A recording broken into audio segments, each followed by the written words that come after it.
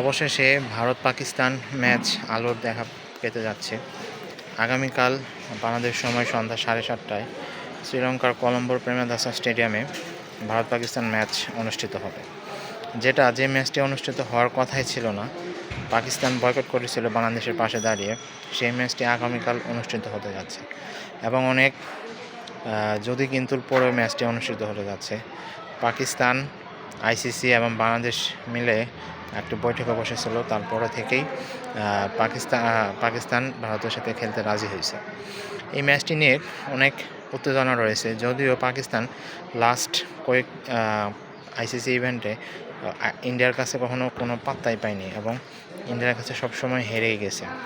এখন আগামীকালকে যে হেরে যাবে না, এটা অবশ্য নিশ্চিত করে বলা যায় না, কারণ পাকিস্তানের ফর্মটাই হচ্ছে এরকম। প্রথম ম্যাচে যেমন ধরে নেদারল্যান্ডের কাছে প্রায় হারতে বসেছিল, যদিও ইন্ডিয়া অনেক শক্তিশালী দল এবং ইন্ডিয়ার চ্যাম্পিয়ন হওয়ার মতো বিশ্বকাপে দাবিদার। কিন্তু তবুও আপনি লাস্ট কয়েকটা আইসিসি ইভেন্ট যদি খেয়াল করেন, যে কোনো আইসিসি ইভেন্টেই পাকিস্তান ইন্ডিয়ার কাছে কোনো পাত্তাই পায় না এবং তারা হেরে যাইতেছিল। যদিও এই ম্যাচে হয়তো পাকিস্তান পাত্তা নাও পাইতে পারে, তবুও পাকিস্তানের ক্ষীণ আশা রয়েছে যে তারা ইন্ডিয়ার সাথে খেলে ইন্ডিয়াকে হারিয়ে দিয়ে তারা বিজিত হবে। কিন্তু লাস্ট কয়েকটা পারফরমেন্স খেয়াল করলে কিন্তু পাকিস্তানের পক্ষে কথা বলে না। যদিও এই ম্যাচটিতে হওয়ারই কথা ছিল না, কারণ এই ম্যাচটি না হলে আইসিসির লস হয়তো প্রায় সব দেশের উপর লভ্যাংশের প্রভাব পড়তো। শ্রীলঙ্কাও এটা নিয়ে অনেক আশাবাদী ছিল, কারণ ইন্ডিয়া পাকিস্তান তাদের দেশে হলে তাদের ট্রাভেল, তাদের পর্যটন, টিকিট সব কিছু বাড়ে যাবে এবং তাদের অর্থনীতির উপর একটা প্রভাব পড়বে।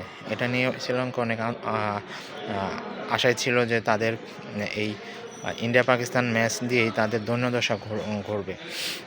যদিও অনেক সন্দেহান ছিল যে পাকিস্তান ম্যাচটি বয়কট করার কথা বললে, কিন্তু শেষমেশ আলোর ম্যাচ দেখতেছে এবং আগামীকাল ম্যাচটি অনুষ্ঠিত হবে।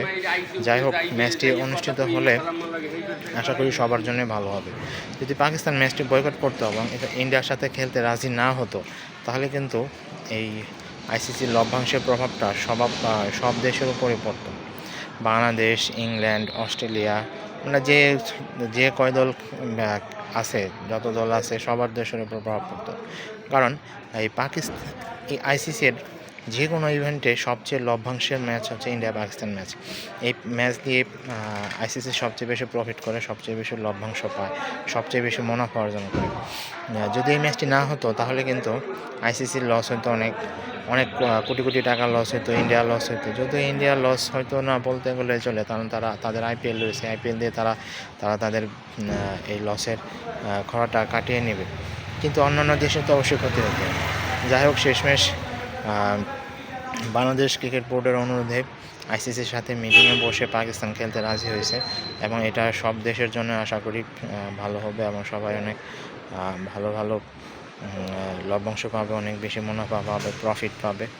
বাংলাদেশও এর বাইরে নয়। যদিও বাংলাদেশ এই টি-20 বিশ্বকাপে এবার খেলতেছে না, তবুও না খেলেও কিন্তু বাংলাদেশ এই বিশ্বকাপে আছে, কারণ আইসিসি ইন্ডিয়া পাকিস্তান ম্যাচ দিয়েই তার একটা লভ্যাংশ কিন্তু বাংলাদেশের পকেটেও ঢুকবে। যাই হোক, এই ম্যাচটি আলোর দেখা পাক এবং সবাই, যদিও দুই দেশের ক্রিকেটারদের মধ্যে, দুই দেশের ফ্যান ফলোয়ারদের মধ্যে অনেক উত্তেজনা রয়েছে ইন্ডিয়া পাকিস্তান ম্যাচ নিয়ে। যদিও লাস্ট কয়েক বছর ধরে আইসিসির ইভেন্টে পাকিস্তান ইন্ডিয়ার কাছে কোনো পাত্তাই পায় না, তবুও বিভিন্ন দিক দিয়ে বিভিন্ন বিষয় নিয়ে তারা অনেক আনন্দ থাকে, উত্তেজিত থাকে। যাই হোক, দেখা যাক, আগামীকালকে বোঝা যাবে ইন্ডিয়া পাকিস্তান ম্যাচের আসলে কী অবস্থা হয়, পাকিস্তান কি ইন্ডিয়াকে হারাতে পারে কিনা।